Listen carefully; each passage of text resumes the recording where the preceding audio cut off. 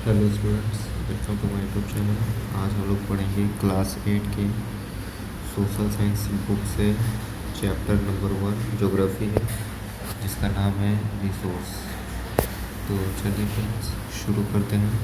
सबसे पहले हम जानेंगे इसमें रिसोर्स क्या होते हैं, व्हाट इज़ रिसोर्स। तो यहाँ पे दिया गया definition, anything that can be use to satisfy a need is resource. ये आपका रिसोर्स का एग्जांपल है, डेफिनेशन है। आप इसे लिखना चाहे तो लिख सकते हैं, नहीं तो ऐसे ही मैं बता रहा हूँ, आपको ध्यान दें। तो ये जो है मैंने एनसीईआरटी की वेबसाइट से बुक डाउनलोड की है। जो यहाँ पर फर्स्ट पेज है, उसमें ज़्यादा कुछ पढ़ने लायक है नहीं। हम लोग मेन टॉपिक्स को कवर करेंगे। तो स्टार्टिंग करते हैं टाइप्स ऑफ रिसोर्स से। तो सबसे पहले यहाँ पे टाइप्स ऑफ रिसोर्स। इसमें हम जानेंगे कितने टाइप्स के रिसोर्स होते हैं। तो चलिए स्टार्ट करते हैं। Resource are generally classified to natural, human made and human. मतलब ये जो रिसोर्स है वो दो टाइप में डिफाइन किया गया है। एक है नेचुरल रिसोर्स और दूसरा है ह्यूमन रिसोर्स या मैन मेड रिसोर्स कह सकते हैं। अब हम बात करते हैं अगर नेचुरल रिसोर्स की। तो नेचुरल रिसोर्स में आपको क्या मिल जाता है, रेन। पहले नंबर पे आपको मिलेगा रेन। अब रेन से आपको क्या मिलता है, वाटर मिलता है। फिर हम लोग दूसरा बात कर लेते हैं सनलाइट की। आपको सेकंड चीज़ क्या मिलता है, सनलाइट।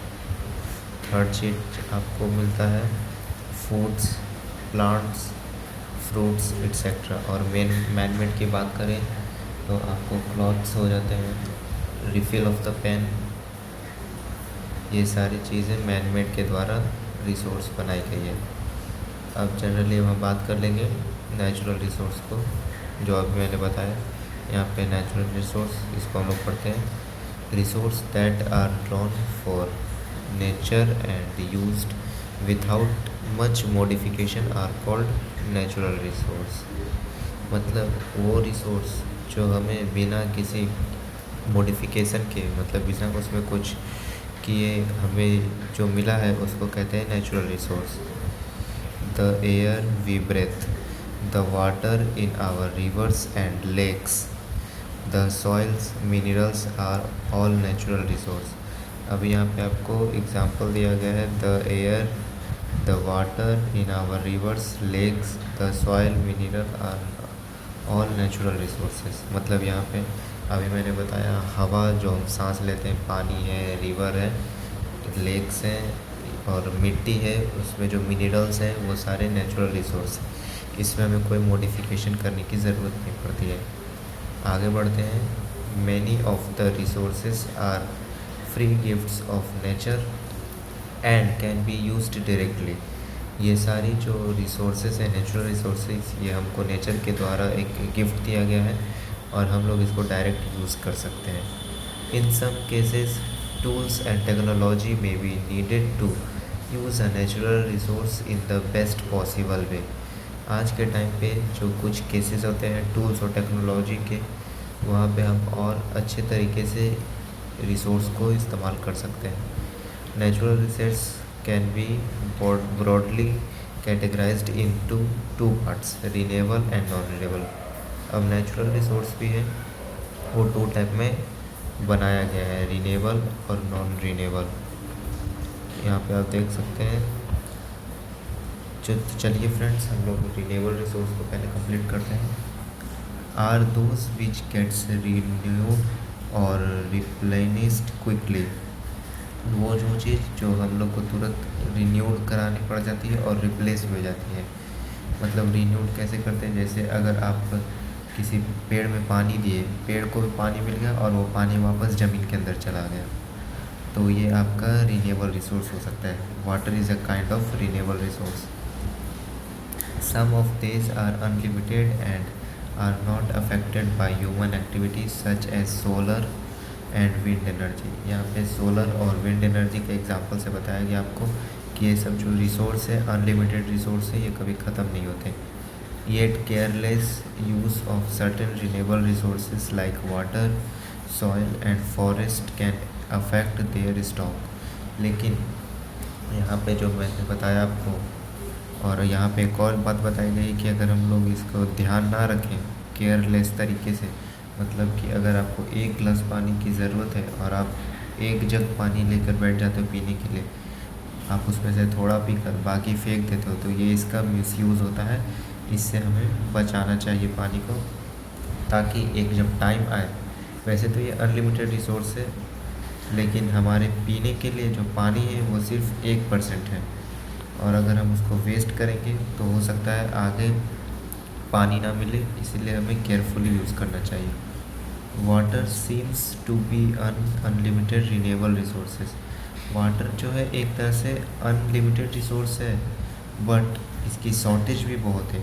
जैसा कि मैंने बताया, धरती पर हम लोग पेनिसुलर प्लेस पर रहते हैं, पेनिसुलर 3 साइड से वाटर से घिरा हुआ है, लेकिन यहाँ पे जो पानी है 3 साइड में, केवल 1% ऑफ पानी ड्रिंकिंग के लिए है, इसलिए हमें इसका शॉर्टेज हो जाता है बारिश के धूप के टाइम पे, यानी समर टाइम पे इसका प्रॉब्लम होता है, पानी की शॉर्टेज आ जाती है।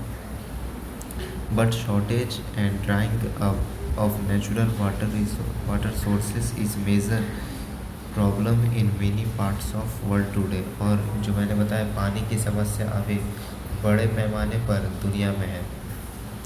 ये थी आपकी रिन्यूएबल रिसोर्सेज। अगर आपको इसमें कहीं समझ ना आया हो तो आप मुझे कमेंट करके पूछ सकते हैं, मैं आपका डाउट क्लियर करूँगा। अब हम लोग आगे बढ़ते हैं नॉन रिन्यूएबल रिसोर्सेज पर। जनरली नॉन रिन्यूएबल रिसोर्सेज क्या हो सकते हैं आपके लिए? वो resources, those resource are have limited in us, मतलब हमारे साथ, हमारे पास जो लिमिटेड एक्सेस कर रहे हैं वो होता है हमारा नॉन रिन्यूएबल रिसोर्सेज। आप एक बार उसको यूज़ करने के बाद आप दोबारा यूज़ नहीं कर सकते हैं। तो चलिए रीड करते हैं। Are those which have a limited stock, once the stocks are exhausted it may take thousands of year to be renewed or replenished. Since this period is much more than human life spans, such resources are considered non-renewable resources। जैसा कि मैंने आपको बताया, non renewable resources होता है जो हम एक बार यूज़ कर लेते हैं तो उसको हम वापस यूज़ नहीं कर सकते हैं। जैसे कि यहाँ पे आपको दिया गया example, coal, petroleum and natural gases are some example. मैं आपको अंडरलाइन करके दिखाता हूँ। यहाँ पे आप देख सकते हैं, इस पॉइंट को पढ़ेंगे तो coal, petroleum and natural gases are the some example. जैसे कि अगर आप गांव में जाते हो तो वहाँ पे कोयले को जलाकर खाना बनाते हैं, एक बार जो कोयला यूज़ हो जाता है वो दोबारा यूज़ नहीं होता है। और पेट्रोल को भी आप बाइक में डालते हो, बाइक से आप 1 किलोमीटर ट्रैवल करने के बाद आपने 1 किलोमीटर पेट्रोल 1 किलोमीटर व्हीकल चलाने के लिए सपोज़ आपने 200 ml पेट्रोल का यूज़ किया और 200 ml पेट्रोल ख़त्म हो गया है, तो आप उसको दोबारा यूज़ नहीं कर सकते हो। This disturbance of natural resources depends upon number of physical factors like terrain, climate and altitude। ये जो डिस्टर्बेंस ऑफ नेचुरल रिसोर्सेज होता है ये हमारे फिजिकल फैक्टर्स पर भी अफेक्ट करता है, क्लाइमेट और एल्टीट्यूड पर। The distribution of resources is unequal because this factors differ so much over the earth. और ये जो डिस्ट्रीब्यूशन है, सॉरी मैं डिस्टर्बेंस पढ़ रहा था, ये जो डिस्ट्रीब्यूशन है रिसोर्स का वो अनइक्वल है, मतलब ये बराबर नहीं है हमारे अर्थ पर।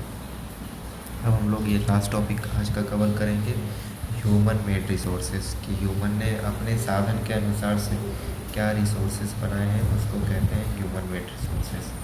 तो चलिए शुरू करते हैं।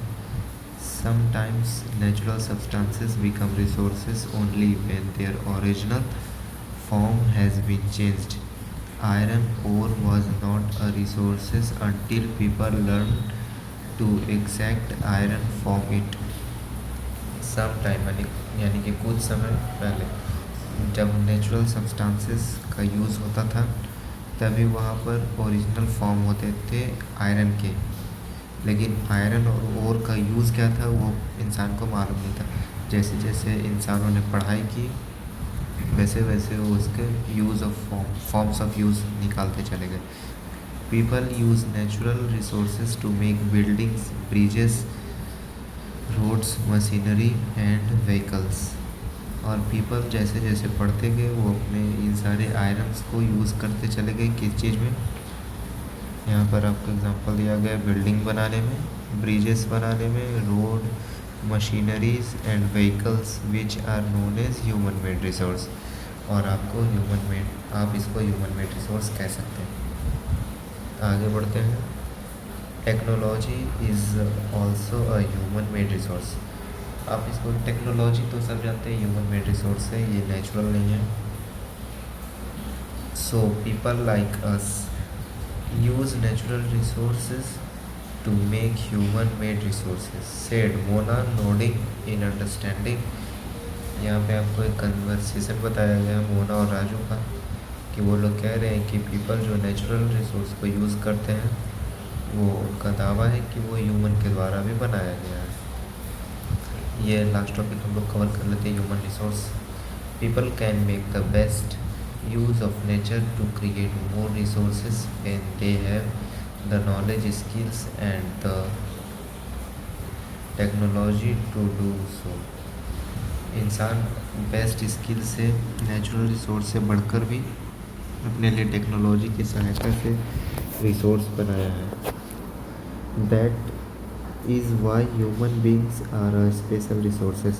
और आप ह्यूमन बींग को भी एक स्पेशल रिसोर्स कह सकते हैं। People are human resources. Education and help in making people a valuable resource. Education और हेल्थ मतलब पढ़ाई के साथ साथ जो हमारा हेल्थ है, शरीर है, वो हमें एक अच्छा वैल्यूएबल रिसोर्स बनाते हैं इंसान को। Improving the quality of people's skills so that they are able to create more resources is known as human resource development.